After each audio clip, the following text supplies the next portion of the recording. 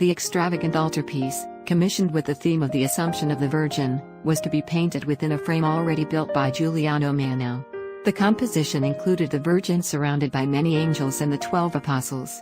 The luxurious element was seen through the use of ultramarine blue and fine, golden, adornment. This altarpiece, painted for the Spini family chapel in Santa Trìnita, Florence, was Neri's first important commission.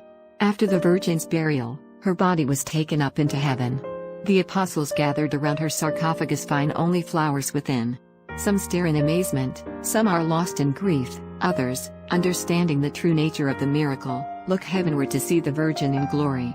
To relieve St. Thomas' doubts, the Virgin offers physical proof, giving him her sash. Deemed a holy relic, it was venerated at Prato, near Florence.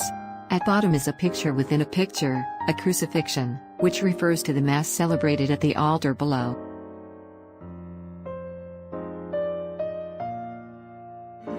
Let's start by talking about what the dogma of the Assumption does not teach us. It does not teach us whether or not Mary died before she was assumed into heaven.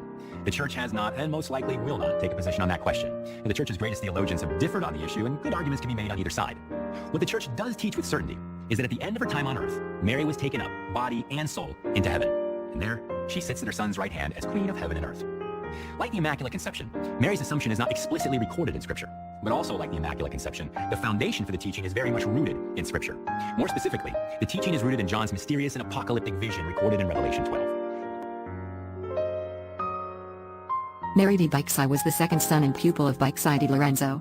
He was the last artist in a family whose workshop can be traced back to his grandfather Lorenzo Di Bicci. Under Neri's direction, the workshop was extremely successful and catered to a wide number of patrons.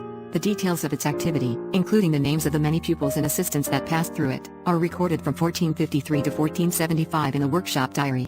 This journal, the most extensive surviving document relating to a 15th-century painter, is preserved in the Uffizi Gallery, Florence. From the journal recordings one can patch together the most important events of Neri's life and one can reconstruct his most important works. Neri Di Bicci was enrolled in 1434 in the Compagnia di S. Luca and worked as a painter in the thriving family workshop. At the beginning of his career, his style was virtually indistinguishable from that of the other painters in the workshop. Later he took over the management of the workshop, and eventually achieved a distinctive style in his painting.